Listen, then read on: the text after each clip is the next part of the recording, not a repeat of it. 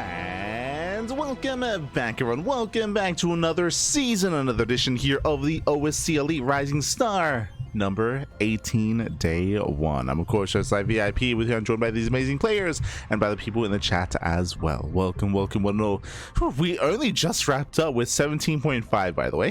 The OSC Elite Rising Star 17.5 did end a couple of days ago. Now, bam, already new season, new edition, new tournament, a new opportunity for these players to show off, to showcase themselves, and to become the next Rising Star. Back to back, baby. Here we go. For those that are curious, for those that may be tuning in for the first time, this is a tournament run and organized by OSC, and it is designed to showcase up and coming players, basically top players that have achieved too high of achievements or too high accolades, have placed too highly in big premier events like Esports World Cup or like DreamHacks, ESL Pro Tour Regionals, for example. If they place too highly, they are ineligible for this tournament. So your top players like your Sterile, your Clem, your Rainer, your Björn, Maru, Hero, Classic, etc., those players are ineligible to compete. They are not a part of this event. This is designed for those that have not gotten up to those great heights but are working their way there, showcasing players historically like, you know, your Percivals, your Young Yakovs, who recently did graduate, by the way, but Shameless as well, Jumi, Baby Marine, and many others. Let's go. Let us go. We can actually catch up on the bracket itself, catch up on our matches here tonight, and catch up on everything that is going to be going on. There's a lot of games. There's going to be a lot of games, a lot of matches. It's a little bit overwhelming. We'll get through it. We'll make it back. We'll make it. Here we go. When it comes to showcasing all of our players, un momento, bam. Exclamation mark B in the chat to have a look at the back yourselves. The bracket is live, the bracket is stacked, and these are our players competing here. We got a massive amount of players. We have 26 players competing here. We have 14 Protoss, 5 Terran, 7 Zerg. As with all things StarCraft, of course, very Protoss heavy here. We have Art, we have the other Art, not to be confused with Art. They have Creature, Hydra, Jimmy, Ledlix, MindelVK, Mute, NightPhoenix, Pappy, Rebellion, Sebesta, Shameless, and UED Soldier. For Terran, we have Baby Marine, Defiance, Inexorable, Milky Cow, and Moja. For Zerg, we do have Eon, Erebus, Gigi Machine, Hatsu, Mini Zerg, and Shino. You might be looking at this and might be thinking, hold up, are we missing some players?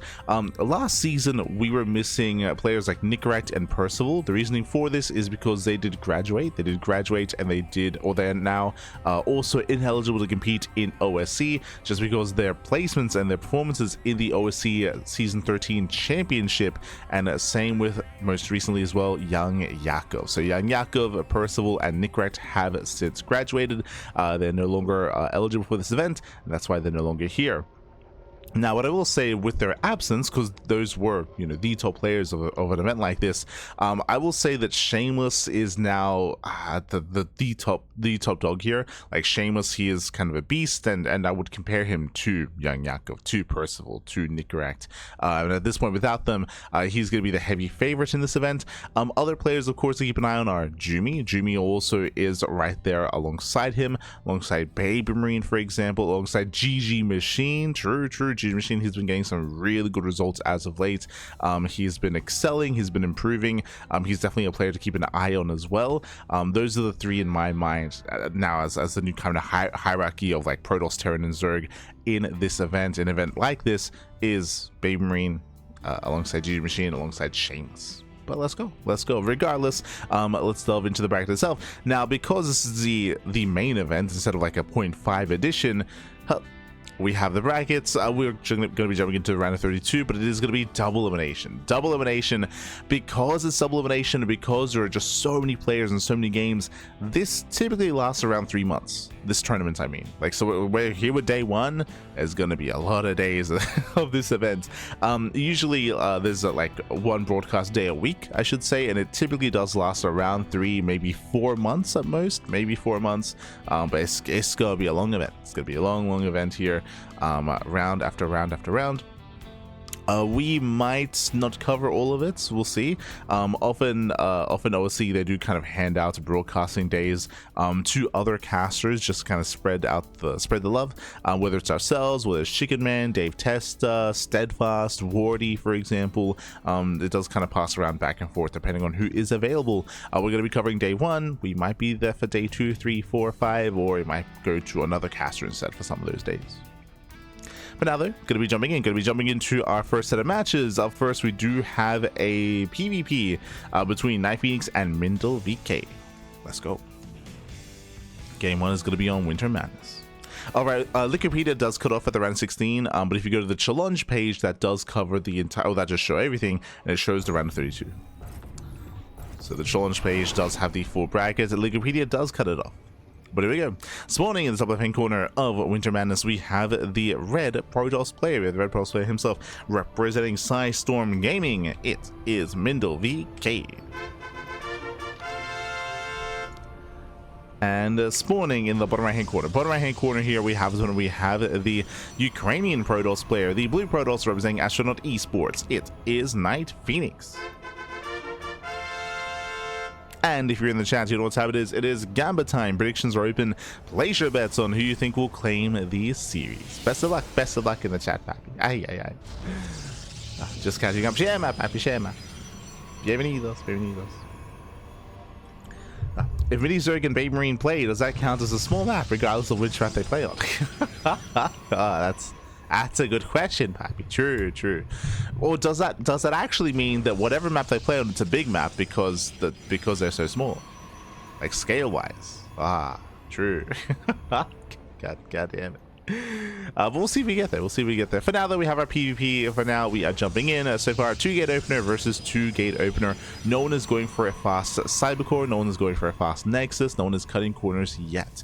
Probes are moving out across the map to scout, and we'll see if anyone does veer off the path. And we do see NightPhoenix veering off towards the left-hand side. Does hide his probe over here towards that left-hand side of the map. With this, we can proxy, we can commit, or we can throw down a fake proxy pylon. Show us what you got.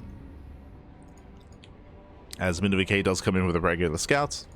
Pylon gets thrown down. The probe does stay in this position, and based on this location, this would not be a bad location for a proxy Stargate. Proxy Stargates are often thrown down nearby the main base to gain access to the main mineral line, and often thrown down here at the 4th location, at the 3rd location, at the just passable location here as well. MindelVK, he sees no, the frowny face. He sees the pylon is missing, so he's like, mate, what's going on? Where's the pylon, Papi? How could you? How could NightPhoenix? So MindelVK knows, he lets NightPhoenix knows that he knows as well, and it is going to be, not a Stargate, it's going to be a proxy robo. It's going to be a 1-base all-in. So 1-base all-in here from NightPhoenix. It's all or nothing. And MindelVK, how does he react? Now, already, 3rd pylon is further back in the main. When you macro, when you expand, often the 3rd pylon is on the low ground for a safety shield battery to set up defensively. Here it's in the main base, recognizing that there's a high chance that there is going to be an all-in. Pumping out his first 2, then his second set of stalkers. You can see Middle, he's been scouting here on the right-hand side, looking for a fake proxy pylon. And he's scouting over towards the left. Based on the rally, he's checking up the standard Stargate locations. Checking further out here. But there's a low chance he will actually scout the all-in itself. And he responds without even scouting with his own robo. As MindelVK, I believe he does not get the better end of this. Oof. Extra volleys, extra hits.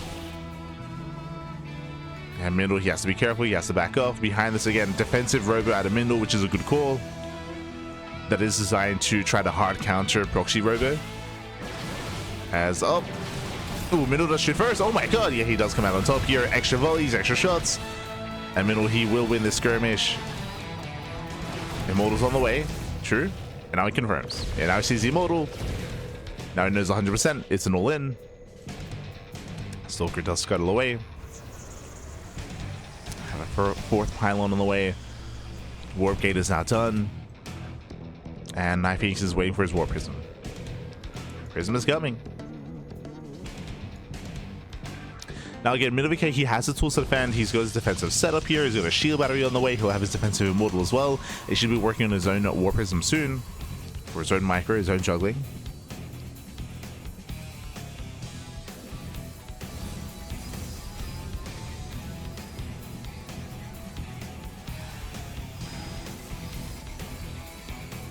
NightPhoenix dropping into the main. At the same time, MindelVK going for his own counter proxy. Oh, bold move. Yeah, bold move out of Mindel. Drops into the main base. There is that battery. Does try to micro, does try to focus down. Prism gets out. Oh my god, the Prism! Oh no! Prism goes down. Yeah, no more War Prism, no more High Ground Vision. Stalker goes down, and MindelVK is holding. He is holding on at the same time, but Epsay shading across the map. The wall is solid. Yeah, full wall up here. Epsay cannot get in. And MindelVK wants to force a defensive warp in. Oh, we're being a little bit ambitious here. Okay, calm down. We do dive on top of the Immortal. Does get the knife, does get the Immortal in the end. He gets one. And he'll get both. Yeah, he'll get both. And with that, the all-in gets completely shut down. MindelVK with the blind response. He read this well in the end. He shut down the all-in, shut down the Prism, the Immortals, and now there is nothing. There's just nothing here. We're down to 3 sentries that are tapped out on energy. The Prism. Ooh, Prism gets focused down once again, does fall. GG gets called, and MindelVK takes game number 1.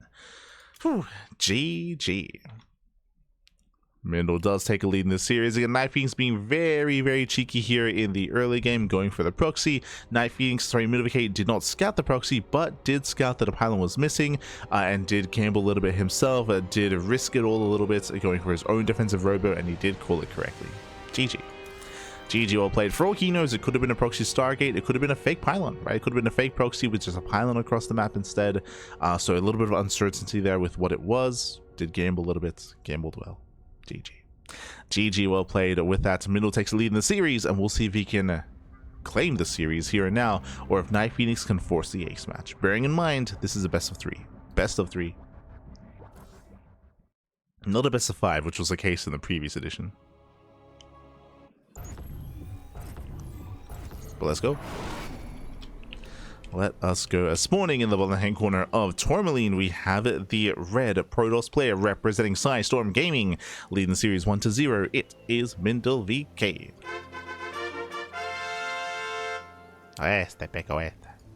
And spawning in the top right hand corner, we have his opponent. We have the Ukrainian Protoss player, the blue Protoss for Astronaut Esports. It is NightPhoenix.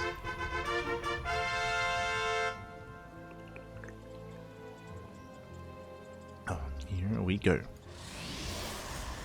As welcome on to Tourmaline. Tourmaline is one of the smaller maps of the map pool. Aggression is favored here. I say that, I'll be honest, I don't really think that smaller or larger maps matter too much in PvP, just because of how the warping mechanic works. The map could be large, it could be small, but the rush distance may not matter, depending on the placement of proxy pylons and proxy gateways as well. So that's something about PvP that's a little bit more unique. What I will say though, because of the size of the map, you can all in without proxying, right? You can just throw down your robo, your gateways back at home, and still just commit to the all in, and it will still hit very, very hard.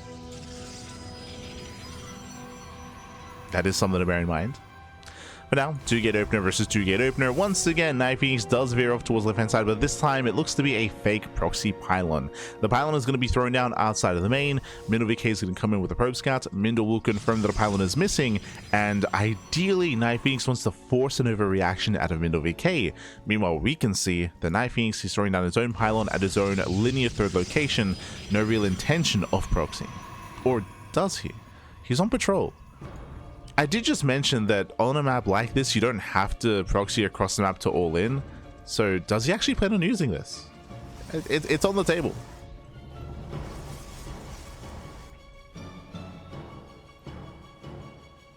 Otherwise the probe will not be on patrol. Wait. No. He got surrounded. I heard the thing dying and I was like, what was that noise? It looks like MindelVK got his probe surrounded, so he doesn't get a full scout. Oh boy, yeah, he does not get a full scout. For all he knows, the pylon could be further back in the main, it could be anywhere. He sees that a pylon is missing, but he will lose that early probe. He has to send out a second probe. He's scouting here on the right hand side. Meanwhile, it's going to be proxy Stargate, not a one base all in, and Mindel responds with his own defensive robo. So far, this is a good start for NightPhoenix. A better start for our blue Protoss. As we mentioned in the previous game, a defensive robo like this is meant to hard counter a one base all in, but this is not a one base all in. So NightPhoenix is in a better position. He's kind of forcing an overreaction out of Mindel. That's going to be zoned away. Full wall. Nice setup. There is Alpha Wall off. Now what I will say, I have to echo what I mentioned previously, this defense, this originally defensive build may turn into an offensive one. MindelVK, once he realizes what's been going on and the fact that his opponent is expanding, yeah, his own proxy pylon. We have a proxy pylon here for MindelVK. He can turn this into an all-in himself. He does scout, does confirm there's a Nexus, he knows. Yeah, Nexus has been thrown down. There's a battery on the way in the main. Oracle is revealed. Stalker gets hunted down, getting one, getting both Stalkers. Oh, trying to at least.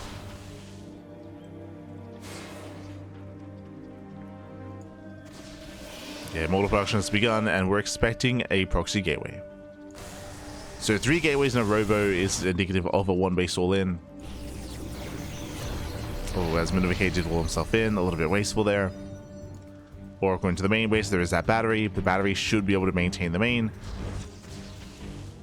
And here comes Mindel. Defensive Void Ray, okay. Void Rays will help. Oracle dips in. No damage. Oh my god. Going for the stasis. Gets focused down. And here comes Rally. It's only going to be 2 gates, or only 2 gateways. Slow warpens across the map at the same time. Mindel does pick off a Stalker. Nice pickup. Yeah, diving on forward. Oh, catching another Stalker. Committing up the ramp. It's going to be a bit of a trade. Yeah, a bit of a back and forth here. Wastes volley, wastes shot, but he still does overwhelm. Void Ray comes in. Oh, it's going to take 3 volleys. It's going to take 4. Void Ray goes down, though, and there's nothing to it. No battery? No shot. No shield battery. Immortal production's underway, but it's too late. It's too little too late. And MindelVK, he's breaking that natural. He's got his own Immortal. He's got his own Immortal. He's got his own slow warp-ins. There's no sentry. There's no force field. He just keep going. The boys are being pulled. Oh my god. Yeah, the boys are being pulled here. Desperation out of NightPhoenix. He has his own defensive Immortal. Nice shuffling of units here from MindelVK. Diving in the Immortal. Ah, he's fine. Mindel, he's perfectly fine. Takes down the Oracle. Takes down the Immortals. Oh my god, clutch force field. Very clutch. Nice force field out. NightPhoenix does hold on to the ramp, but he will still lose the natural.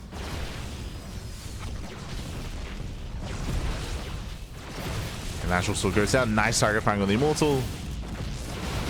He pulls back. GG gets called, and MindelVK will claim the series 2-0. GG. Whew. GG, well played. Congratulations. MindelVK, he will claim the series. He will take the 2-0.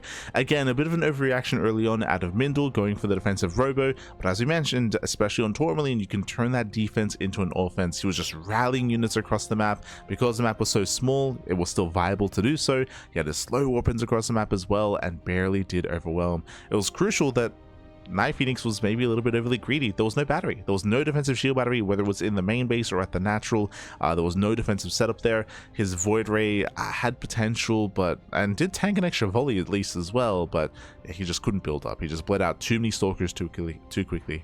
GG. GG, well played. With that, congratulations. MindelVK will claim the series, and we have our first matchup of OSC Elite Rising Star 18 in the books. GG. Now, if you're a fan of NightPhoenix, do not worry. He's going to be knocked down to the lower brackets where he has a chance. He has a chance to redeem himself to bring it all back. So he'll be knocked down, and we have more matches ahead of us here. Up next is going to be another PV, this time a PvT, Art versus Defiance. Oh boy.